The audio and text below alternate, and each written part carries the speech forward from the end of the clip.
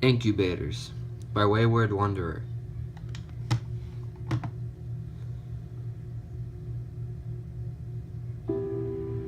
I was a nurse, fresh out of my program and eager to start working. After applying to many different hospitals, I was accepted by a prestigious private hospital specializing in obstetrics and prenatal care. The hospital was famous for its surrogacy programs and had a global reputation of delivering the healthiest and genetically superior babies. I was, of course, excited and couldn't wait to see my new hospital, meet my new co-workers. I arrived at the famous Blessed Wing Hospital at 9 a.m. sharp. I was greeted by several upbeat and cheery nurses and doctors, and my attending was just as wonderful. It didn't take long for me to make friends and fit right in with the routine. I was, of course, restricted from full access to the hospital, seeing as I was new and needed to earn my privileges. The only thing that struck me as odd was that I never saw any patients coming into the hospital or leaving. What I did see were many happy couples arriving to adopt their newborns. I never saw surrogates before or even after delivery. My job was to tend to the newborns and ensure that each baby was taken home by their proper parents. It was a very fulfilling job to work with such small, innocent bundles of life. Each baby was perfectly healthy, and no two babies looked alike. It was as if each baby had been custom designed before birth. I only had one problem with working in the hospital. When I was outside the nursery and waiting room, I could hear loud, painful screams of the woman in labor. The doctors and nurses did their best to ease the delivering woman, but the screams continued. Stranger still, the screams seemed less like screams of pain and more like screams of terror.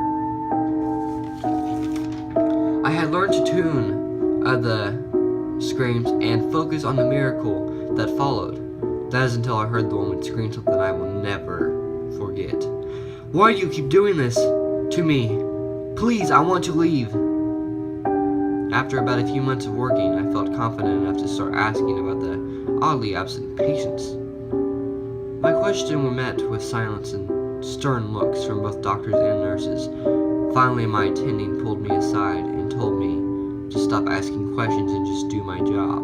There was nothing to worry about.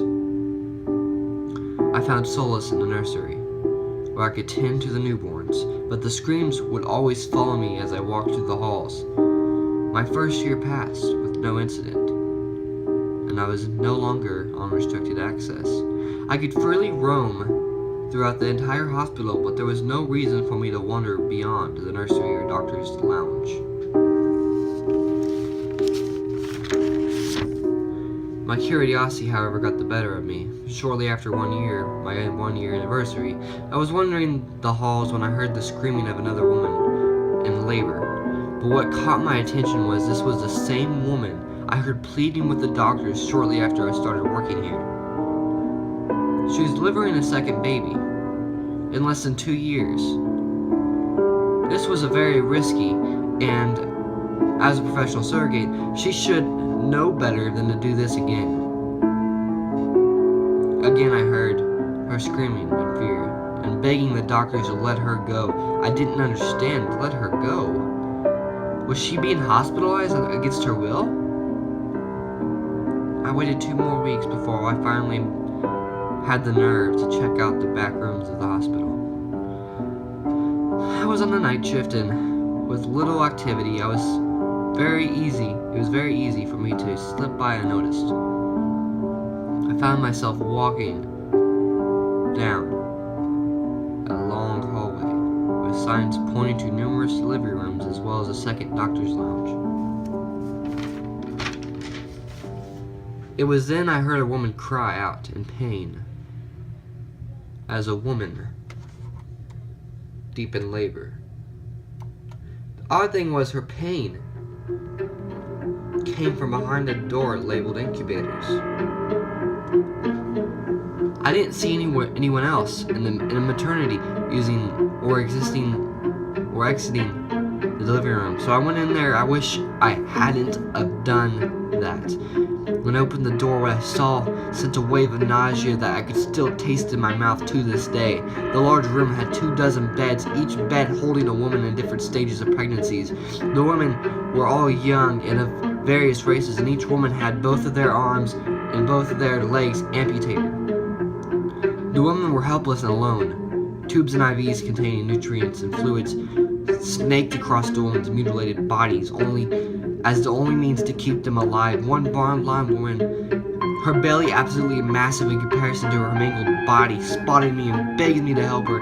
Please, you have to get us all out of here. I couldn't speak, I couldn't even move. I just stared at them with my hand over my mouth. Please, she cried. They won't let us leave. They keep using us, using our bodies. I backed away from the sight toward the door. The woman cried out to me, tears in her eyes. We can't move, we can't escape. Please, you have to help us. Fear set in and I bolted from the room. I returned to the nursery of the hospital and stared with fascination at the innocent newborns that lay before me. This couldn't be the result of such a horrific experiment, could it? Could it? My shift came to an end, and I couldn't get out of the hospital fast enough. As soon as I pulled into my front driveway, I threw up on the grass and began weeping for the poor woman I had abandoned. I didn't sleep that night. I kept hearing the cries of pain and agony and terror.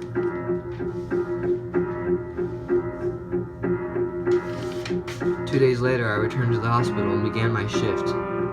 I walked into the nursery, and my eye was immediately drawn to a newborn with blonde hair, the same hair of the woman who had begged me for my help. And I know what I saw was real. I lied to my attending and said I was sick and going home. As soon as I got home and was safe, I called the police and told them what I had seen. The police arrived at the hospital and found the same gruesome sight.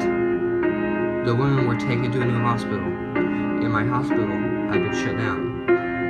I breathed a sigh of relief and waited for the story to break out on the news, but no story aired. There was no mention of the human incubators that had been. There was no mention of the human incubators that had been freed from the hospital. In fact, there was no record of the women arriving at the new hospital for proper care.